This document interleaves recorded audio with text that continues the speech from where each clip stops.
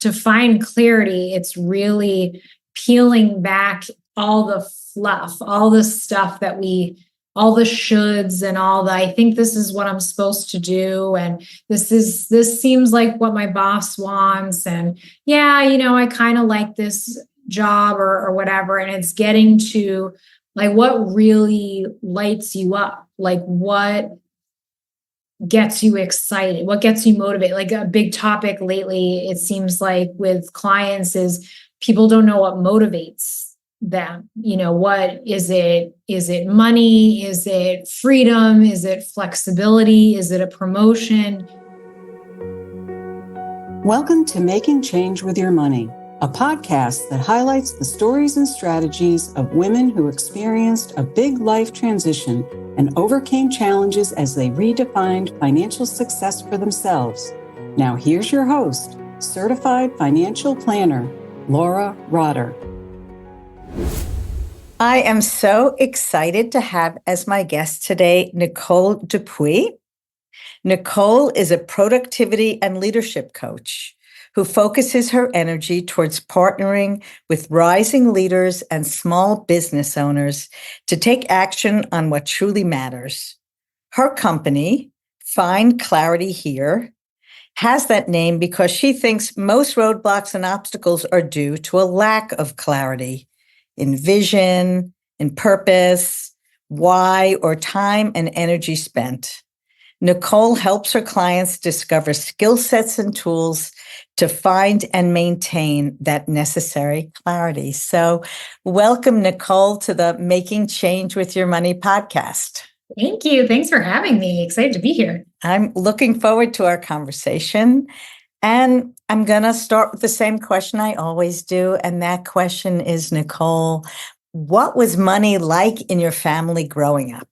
So money was something that it's not that you didn't talk about it, like it wasn't off limits, but it just wasn't a conversation. Like I didn't get education on, from family or from school about like balancing a checkbook or saving. And, I just kind of made stuff up as I went. And, I feel like then I got to, I guess, my first job and I was like, oh, like a credit card, you have to pay that eventually. That's interesting.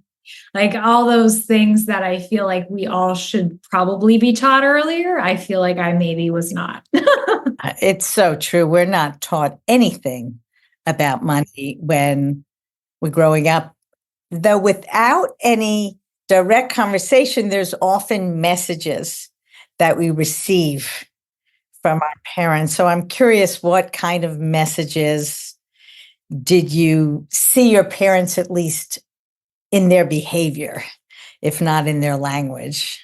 So money was something to be saved and enjoyed. So like we often, even now we talk about like family vacations and stuff that we've taken over the years. And there was like this great balance of like finding the best dive restaurant with like amazing burgers and fries, but also finding like a Michelin star restaurant and being able to see the joy in both, and the like spending money at an experience like that was worth it if we all like really enjoyed it. But like, do we do that every week? Absolutely not. So it was, I do feel like one thing I did obtain was balance of finances. Like you don't have to save every penny and never buy anything and whatever, but also enjoy your life. You work and then you have time off, enjoy the time off, enjoy the vacation, enjoy the weekend.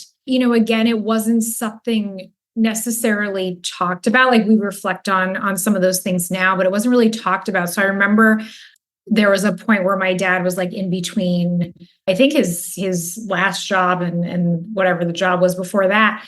And I remember bringing my shampoo bottle to the top of the stairs. And I was like, I know we're going through a rough time, so I'll use, like, normally I throw out the bottle and there's like a little bit left, like I'll use the whole shampoo bottle. And like there's just like so much in that where like I thought we were going through a rough time. Like I thought you're in between jobs means no money, like we're not eating, whatever. So like unreasonable thought there. And then also like, and that will save us. Me using all of the shampoo in the bottle, like we'll all be okay. So I think there's like, yes, there was balance, but there was also like clearly some messages like were just in here, like me putting things together and not necessarily accurately.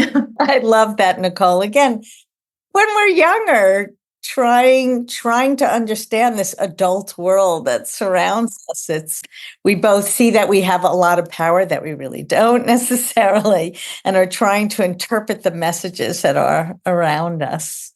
So did you grow up with siblings? No, I'm an only child. Wow, that's an interesting role. So what was the message you, as the only child, as a young woman, received about education and about what you should aspire to? I mean, college was definitely like I never thought there was another option. I think that has actually just changed culturally. Like now, talking to people, like not everyone goes to school. I feel like my generation, it was more like you go to college or university. I think my parents were very encouraging of, you can do whatever you aspire to do. I remember there were different phases of like what I thought what I wanted to be when I grew up. I don't remember ever, and they were not like realistic, responsible things necessarily. I mean, I was like 12. I wanted to be like a marriage counselor. I think it probably came from like watching a television show where there was a marriage counselor, and they always seemed to like be really zen and whatever. But I knew not, like 12, like I know nothing. I wanted to be an interior designer. I wanted to be a cartoonist for a while. I was really into drawing cartoons.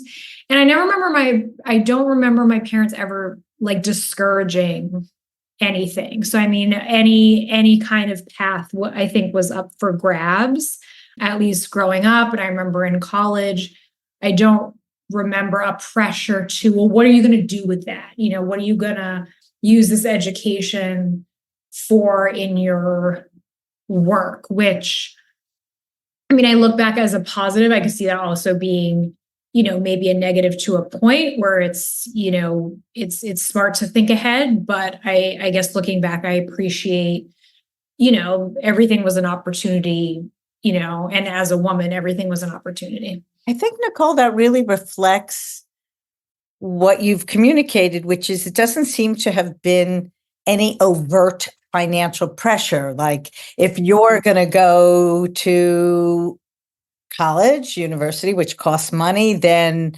you need to be able to support yourself either during or after. Clearly, that wasn't the message you received. And that, as we all learn, doesn't necessarily reflect financial resources as it does reflect your parents, who they were as people and their frame of mind. Because I certainly know that I grew up in a family where there weren't great financial resources, and yet my father was adamant that you don't go to school to learn a trade. You go to school to learn how to learn. And that reflected his worldview much more than necessarily his pocketbook.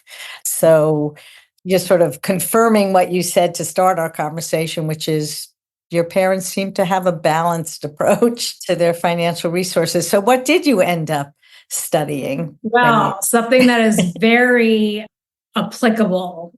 I'm joking. Philosophy. I was a philosophy major. I did get the question a lot, like, are you going to be either a lawyer or a philosopher? Like, I'm just going to sit around in a cafe and, think about life. And I mean, neither of those were in my plan, but it was still very, okay, that's what you're into. Go, have at it. Very much like what you were saying about like you go to school to learn. It wasn't about necessarily only preparing you for work life. It was preparing you for life. Did you think about becoming an academic, or it was just that you liked the subject matter and that's what you were focused on? I really like the subject matter. I did not know what I wanted to be when I grew up in college, and for a few years after college. I mean, it took me a while, longer than some other of my like friends and people I went to school with. It took me longer, I think, to find my path than some. So please share with our listeners what that journey was like. I know that's sort of like you're thrust into the real world. Suddenly you're like, oh my God, I'm not in school anymore. Now I'm a grown up. I have to figure out what I want to do. Yeah, so I thought when I graduated school, I thought I wanted to work at a nonprofit. And I think it had something to do with like working towards a cause. Like I definitely left school with like this attitude of there's a world outside of you, and I guess wanting to contribute to that in some way. So I thought nonprofit was the answer. Could not get a nonprofit job because everything required nonprofit work experience, which I do not have. So I talked to like someone in our like alumni department. He got me an interview with a financial firm, and they were looking for a technology coach. So that was my first taste of coaching. But it's hilarious to look back on because it's like I knew nothing about coaching at the time, and I know nothing about technology. So I was there for 4-ish years, and I moved into more like the technology coaching was there. Then it was more like sales coaching as well. And then I moved a little bit into like client relations, which was, I mean, finance was not, that world was not for me. But I got a taste. I got a taste of like some things I liked. But to your point, like I did not know. I thought you get a job, so you get a paycheck. Like the whole concept of be passionate, find your purpose, like that was nowhere on the radar. Like I got to work at 8:59 and I left at 4:59. Like there was nothing, not trying to find anything within that. Sorry to interrupt, but it's not unique. That's how most of the world probably works. Yeah. And it was kind of like you leave college, you get a job. Like nothing about find a job that suits you, find a job that uses your skills, like all the stuff that I talk to clients about now. I mean, that was gibberish at the time. Like you get something, you find something that, and a lot of the people that I was close with at the time were going to grad school.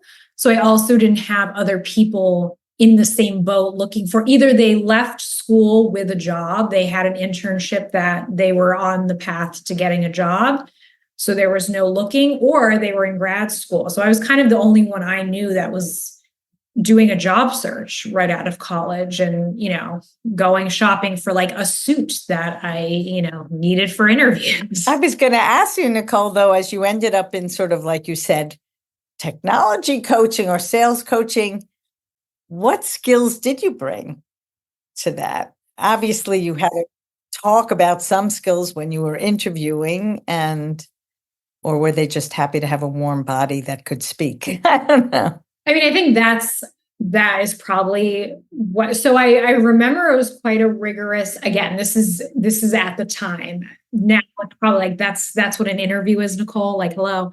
But I had to prepare a 10-minute presentation and give that, because a lot of my role was, I was coaching, but I was also part of the trading department. So I had to like be speaking in front of their incoming classes. So I think they needed to see that I could speak in front of a group. I could put a presentation together, like things like that. So, I mean, I think my comfort level in just talking with different types of people, I think worked well, because there are people that are just coming out of college, starting at the firm. There are people who have had their business at this firm for 30 years. But I kind of was expected to in some way work with those extremes and everyone in between. So just being able to kind of morph and adapt my approach because I mean, as a technology coach, like whatever the pyramid was, like bottom of the pyramid. Like, no, I mean, if you heard like, oh, you can meet with a technology coach, like you wouldn't want to do that. Like that sounds awful. So it was like being able to kind of prove I could give value was, I think, key for like building relationships there. And what I'm hearing you say, and you're sort of taking it for granted, but not everyone, especially just out of school, is comfortable talking in front of groups. I'm thinking about myself. It took me years to get comfortable presenting in front of groups. So you're just taking it for granted that, like, yeah, but that's clearly part of who you are, that skill to be able to do it without hyperventilating.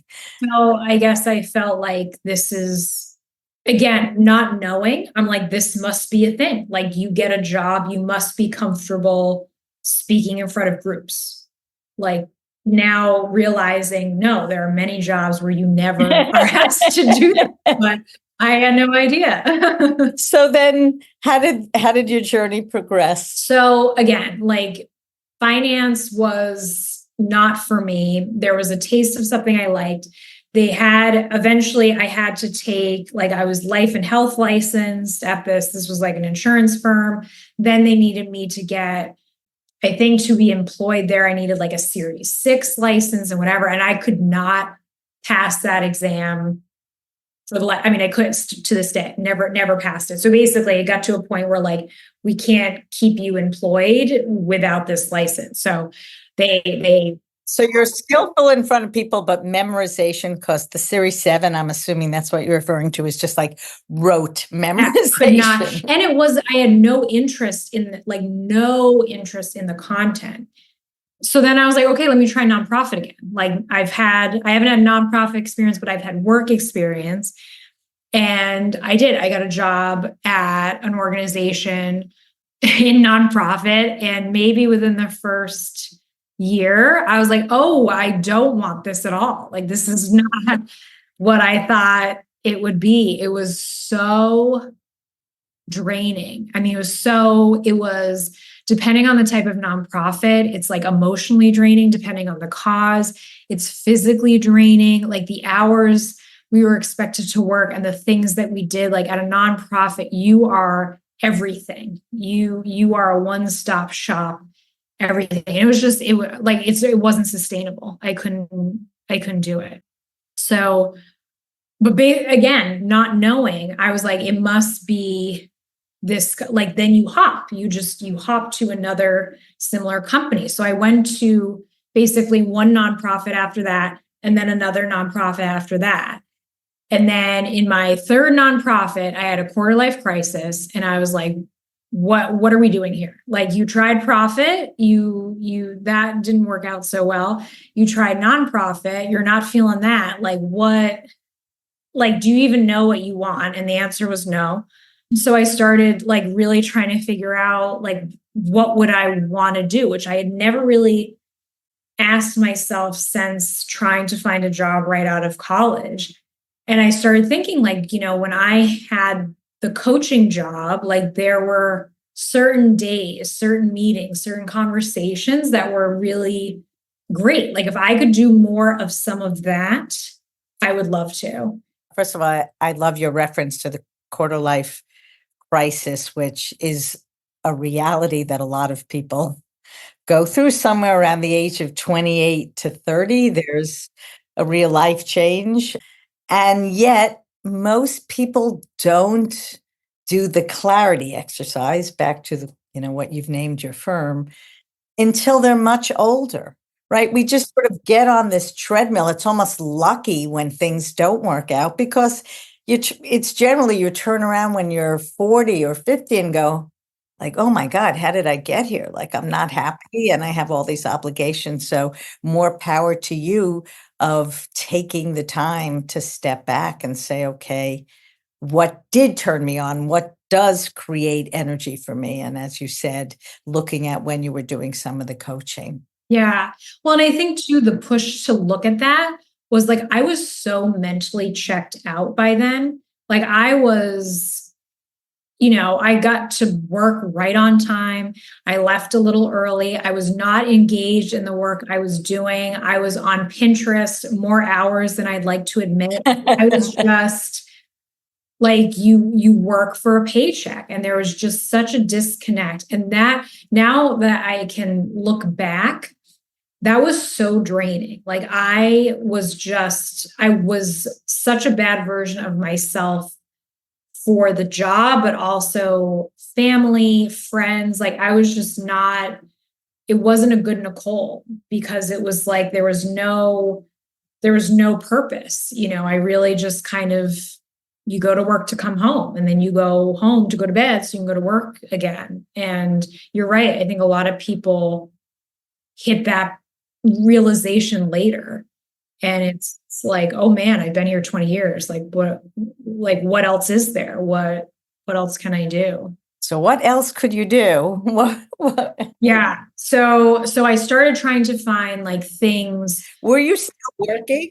I'm sorry, just to sort of focus on financially, you were still earning money while you were doing this, delving into what the next step was. Yeah. So I was still working, and I also, so another like added pressure, the nonprofit I was working with at the time was getting acquired by another nonprofit. And we were all being told, like, you got a 50-50 chance of sticking around once. So I also had a little bit of a timeline pressure thing, which certainly didn't help the natural flow of like, what do I feel like I want to do? It was kind of like, what do you feel like you want to do like by tomorrow? Like, so I actually had a friend who had been in recruiting, and she connected me with a recruiter, and the recruiter, she was like, sure, send me your resume. And she was like, I can't help you at all unless you want to go back into finance. And I was like, like, I don't, but like, what do you got? Because I'm like, I'm not going to have a job in a month. And she set me up with this interview with a similar financial firm, honestly, with a similar role, but not technology coaching, but coaching and training. We don't know what that looks like. Like, we're hoping you can come in here and kind of form a curriculum around coaching and training. And that intrigued me, because it was like, okay, a little creative space there and whatever. So I ended up taking that job, and that was my last job before going out on my own. I was there for about 5 years. So the creativity, the ability to have a little bit more freedom, sounds like was attractive to you. Yeah, one thing that has been consistent all my life is very creative. I like to be able to think of new ideas and do things differently. And what I've experienced in the financial industry is, none of that. Or as long as it gets through compliance, which it never will. So I was very intrigued by like, let's work together and figure out a new way of doing things. So that was a positive. So during that period of time, what did you learn? How did you grow? Because we learn and grow from everything we do in our lives, both the positive and the challenging. So that's what you feel like that role helped you develop in yourself. I learned what I was capable of, because again, up until that point, it was like, go through the motions. Like, you go to work to come home, you go home to go to happy hour, you go to happy hour to come home. Like, horrible cycle. And I feel like, again, quarter life crisis. Then I got this job, and there was a little bit of like, Nicole, like, get it together now. Like, you're not doing it again. Like, you're not showing up and going on Pinterest all day and being disengaged. Like, if you're taking this job, like, take it fully, like, take whatever you can get from it. And I really went into like day one with that attitude. And then, it was a whole different version of me. Like, it's been different basically ever since. Like, I'm I get up probably like 3 hours earlier than I used to. I mean, I'm much more engaged in work. I see work differently. I see my potential differently. Like my whole mindset shifted. So I feel like that's like the biggest thing I got was just an utter mind revamp. Some of it, I'm sure, was the position, and some of it was you were ready. You were older, you were ready to take on a different level of responsibility. So I'm curious to ask, we'll see where this goes. As I think about that, before we go on to your next step, what do you think you brought from your academic career as a philosophy major? Do you ever think about that? I mean, I was an English lit major, and I often look back then having had a 30-year career on Wall Street. Well, what was that? But I loved stories, and I loved understanding the context of the story. Maybe I'm reading a novel, but what period of time is it taking place? What's impacting the characters? So I can see a relationship. Can you see any relationship between your philosophy major and your life? Yeah, 100%. Because I think I wouldn't have, like you kind of brought up, some people don't like check in with that quarter life crisis. If I hadn't basically been trained, educated to question everything in all those philosophy classes, I don't think I would have paused to be like, hold up, like what is going on here? What's happening here? And I feel like the other piece is philosophy is examining how you live life. So I think just tuning into like how am I living here in this life? How am I showing up? Is it working? Is it not? Like taking that pulse check. Not sure I would be as in tune with doing that if it weren't for philosophy. Beautiful. Thank you for letting me explore that. So what happened at the end of the 5 years that had you ready to take what's a pretty scary leap and go out on your own? Again, once this job hit and I got to really explore coaching, I was like, okay, yeah, I think this is my jam. But it was still within the financial industry, still in the confines of a firm. So I wanted to explore, okay, what does coaching look like in another environment? So first I started taking classes just to like eventually get certified, but like I wanted to, again, just interact with like coaching beyond the walls, And then I started taking on some personal clients on the side. And like I told my company this, like they were aware. And it was really just like, do I like this? I kind of needed confirmation. Is this really something I'm interested in doing? And with that, it was very quickly like, yep, yeah, like this is awesome when you set the rules and whatever. And at the same time, and this was all like during COVID and everything, I felt like my coaching responsibility was shrinking. I was being asked to do a lot of other things within the firm. And as I was discovering coaching was really my passion, I was doing less of it. So then I started to think, okay, could I just do coaching? Like, does that even exist? So I was looking for jobs for a while that were coaching jobs. And then I was, in these classes talking with people who had their own coaching business. And I was like, whoa, like, could I have a coaching business?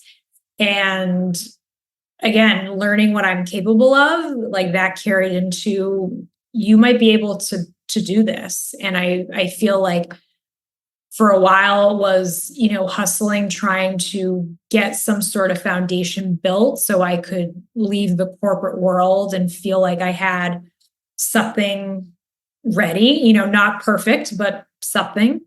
And that was kind of like my last year at the corporate job was really, my weekends and my evenings and my early mornings were totally full with like playing around with logos and trying to figure out a website and all that stuff. So that when I left, I felt like it wasn't a full-blown business, but it was something had begun. Nicole, you're talking about building a foundation before you were ready to leave in terms of business resources, how did you go about building a financial foundation that made you feel comfortable leaving a steady paycheck? Yeah, I mean, I don't think that ever felt 100% comfortable.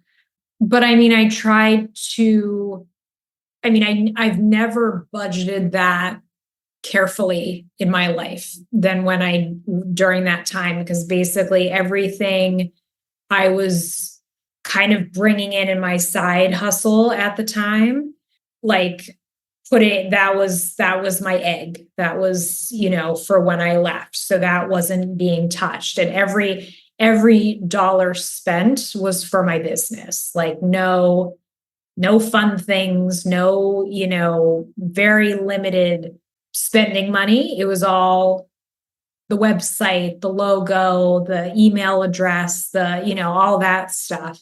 And I kind of I mean, actually, I was going to say each month, but I remember towards the end, it might have been every day, definitely every week.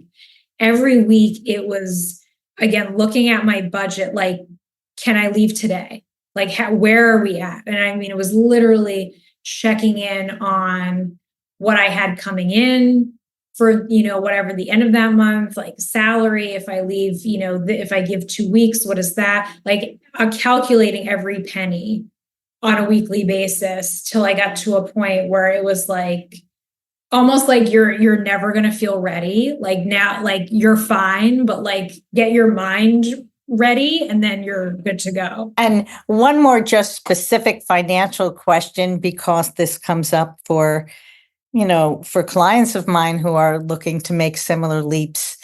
Were you with a partner? Where did you have health insurance from? Which, in our country is tied to employment, which is crazy, but it's much more expensive to go through a health exchange. How did you work that out? Yeah. So the last, basically, healthcare shifting period, whatever it's called, the previous year, enrollment. Why couldn't I think of that? The last enrollment period, I switched to my husband's thing, which, again, I mean, some people don't have that. Like, and I know, because I've been in between jobs and have had to pay my own. It is ridiculous. So, I mean, I feel for people who are trying to build a business and do that. But yeah, that was something I did like maybe a year prior. It's great. So please tell us about your business. We certainly have listeners who may be considering something or looking for help with clarity. So tell us about building your business. Yeah. So it took me, I knew I wanted to be a coach, but it took a while to figure out like a niche, what type of coach. So I call myself a productivity and leadership coach, and I work with, people who want a CEO mindset. So it really doesn't matter your title. You might be in a 9-to-5 job. You might have your own business. You might be a solopreneur. You might have a large team, small team, but you just want to level up. So if that means a promotion, maybe, or if that just means, kind of like we were talking about before, like, you have all these skills, but like, are you using them? Are you using them to their full potential? Are you fully engaged in what you're doing? And that's on the leadership side. And the productivity side is, I mean, I work with people who don't have clarity about like why they're doing what they're doing, and why do this before that, and why is this deadline important and this one's not? And I have a million things on my plate and everything's tied for first, so I do none of it. And then I end the day and I feel guilty I didn't do anything. And then I start the next day. Horrible cycle. I help break up that cycle. And, it's being productive so you can enjoy time away from productivity and, your free time, whatever that looks like for you. And can you share, this might be a big question, Nicole, can you share how you might help someone gain clarity? It's a big concept, and I would agree with you that I might put myself sometimes in the same bucket that a lot of us have difficulty figuring out exactly what it is we're looking to achieve or what it is that would give us that sense of satisfaction about what we're doing. So, I mean, a big part of it is question asking. Like, I think that's why coaches get compared to therapists so much. It's a lot of asking questions and then asking questions about your answer to the question and diving in. So to find clarity, it's really peeling back all the fluff, all the stuff that all the shoulds and all the, I think this is what I'm supposed to do. And this seems like what my boss wants. And yeah, I kind of like this job or whatever. And it's getting to like, what really lights you up? Like what gets you excited? What gets you motivated? Like a big topic lately, it seems like with clients is people don't know what motivates them. What is it? Is it money? Is it freedom? Is it flexibility? Is it a promotion? And, finding clarity on that. Okay. So like thinking about times you've been motivated, what happened there? Like what worked for you? What's okay. Compare that to now. What's missing? What can you do differently to be more engaged in those possibilities of what motivates you? And is the motivation not what you would expect? So it's learning a whole new grasp of motivation. And what would you say, Nicole, is your favorite part of what you do? I'll say the shrug, because my husband asked me this the other day, and I said the shrug. I love being in a session, and I would say about half of my clients come into a session a little like shoulders up a bit, and I got a list of things to talk to you about. It's tense, which is fine, and I love what I do when at the end of the session, it's like, okay. And they just kind of, I can do this. I feel better. I'm more relaxed. I'm prepared. I know my action steps. Like I'm in a good place. That feels like amazing. I love that. The shrug, right? I hear from people cry, but just like, sounds like an exhale almost, like people. Exactly. It was a very good description, an exhale. Are exercises a big part of what you do? You give people homework? How does that work? I do. I try not to call it homework because I feel like people get like real triggered by that, which I totally yes, leftover from childhood. Exactly. Oh my God. But I do try, and I say this starting with everyone, I try to figure out an action step that the client can try between now and the next session. But so it's more action steps. Okay. Yeah. And it's not assigning it. It's not, here's what you got to do. It's you tell me what makes sense, like what are you comfortable with? What do you think would make a difference? What do you want to experiment with? And it's not tied to like you did it and it worked great. Like I want to hear too, I tried it and it failed. Okay, awesome. Like tell me about it. Or I want to know, I didn't do it. I committed to it and I totally didn't do it. Okay, cool. Like what happened there? Do we pick the wrong action step? Did other things get in the way? Do you lack clarity as to why that was the action step you chose? Like it's picking something. It really is irrelevant, the result. It moves us forward. But yes, action steps are key. It's interesting because what I'm hearing is that it is the action step your client chooses, whether or not they move forward, is certainly tied to the whole concept of what motivates you, right? Like you said, like if you're not really motivated, I'm going to pick this action step because I got to get off this call and Nicole needs to pick something. You're less likely to do it than if you're in agreement that this would be something meaningful to at least attempt. As you said, way of teasing out for people what does actually motivate them. Yeah. Make it count. Because I've had coaching sessions where we're kind of talking about something like an action step, and we're talking about it, and it kind of becomes clear. I don't think this is the right one. Like I think we've picked something arbitrary. and it's not going to work. And we continue to talk about it and we pick something else. And it's that, I think that's the thing with homework as the word is why are we doing it? Why, a lot of times it was just, we called it busy work. It wasn't tied to anything. So I want to make sure the action steps, they feel like it'll do something. It'll make a difference. It'll move them forward. And do you have particular kinds of people or populations that you enjoy working with more than others? I do love working with business owners, with real small teams, like less than 10 people on their team. Maybe it's just them and one other person or just them. I really do love that because it's inspiring, for me. Like I learned from all my clients. So, I love that. And I really love working with people who have been recently promoted, perhaps in their first real leadership role. And they're kind of like, okay, like I'm here, let's do this. Let's do this 110%. Like I now have this title or whatever. Like I want to do it right. I love that. Those people always show up fully. They're so open. I love that. I love that you said that, Nicole, because as I asked you the question, and I'm of course listening to your answer, and I'm also thinking that for me, it's not necessarily a demographic, but I love working with people who are maybe an overused word, motivated, who are eager for the next meeting, who get the information to me that I asked for because they're engaged.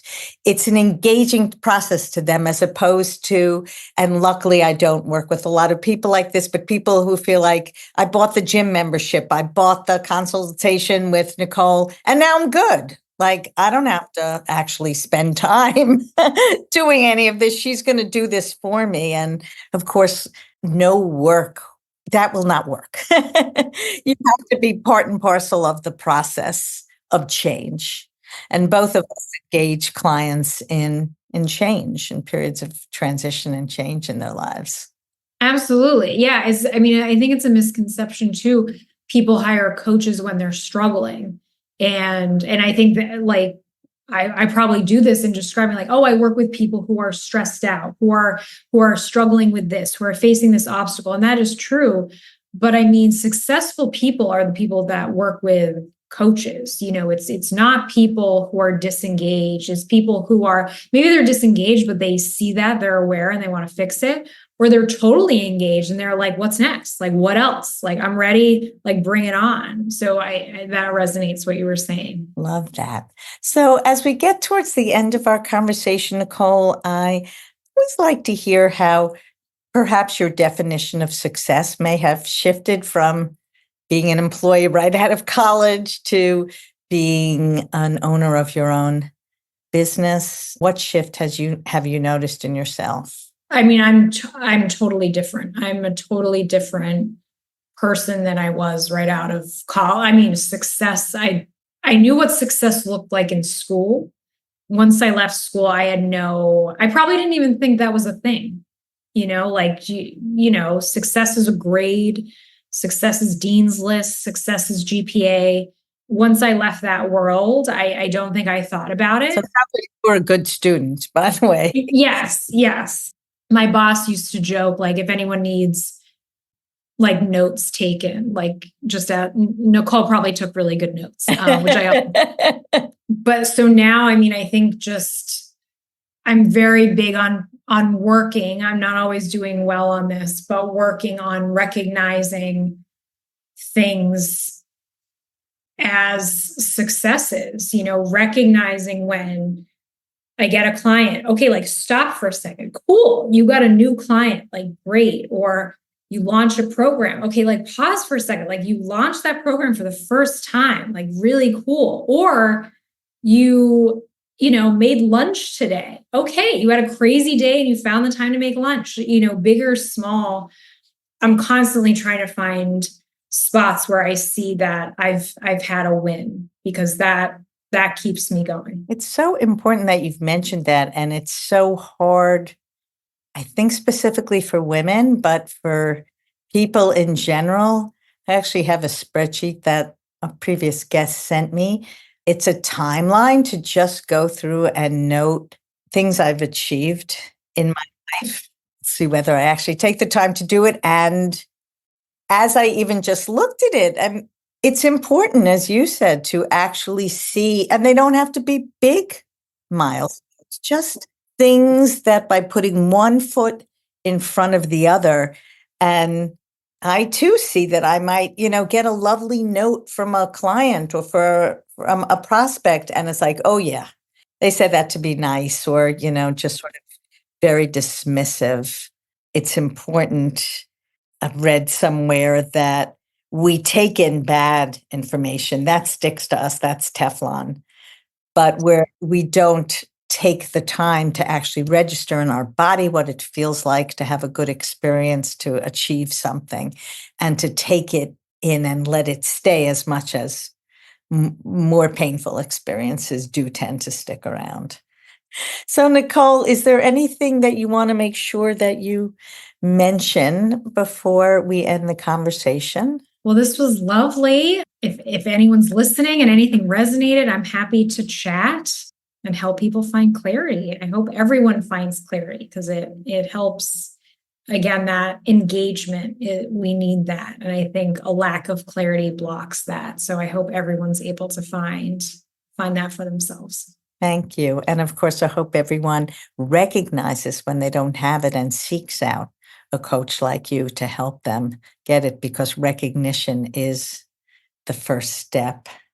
So I will, of course, have your website in the show notes and ways to contact you. And thank you so much for taking the time, Nicole.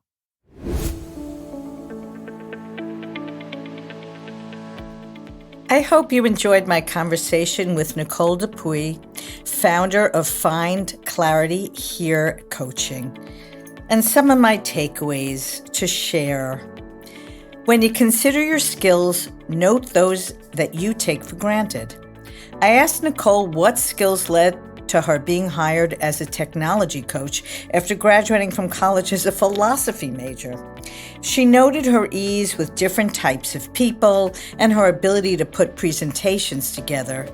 She did not, however, recognize that her comfort speaking in front of groups of people was another one of her skills. Instead, she seemed to take it for granted.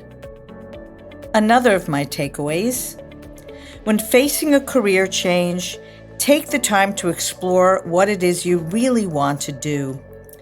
Nicole left the corporate sector to work for a nonprofit. Instead of being energized by the new position, however, she was burnt out by the emotional as well as physical demands of the job. So what did she do? She hopped to a similar company, taking a job with another nonprofit, and then another, but she still didn't feel engaged with the work. It was only then that she began to explore what it is she really wanted. And finally, keep your day job if you can when you first explore starting a business. Nicole was working as a coach and trainer for a financial firm, which enabled her to explore coaching and realize it was her jam. She received her coaching certification and got her employer's approval to take on some clients on the side before she was ready, financially and emotionally, to go out on her own. If this episode has struck a chord with you, please don't hesitate to schedule a meeting with me so you can explore finding your purpose. So email me at laura@TrueAbundanceAdvisors.com and we'll get something on the calendar. Are you enjoying this podcast? Don't forget to subscribe so you won't miss next week's episode. And if you're enjoying the show, please leave a rating and review. It'll help others like you to find it, and I'd greatly appreciate it. Thank you so much.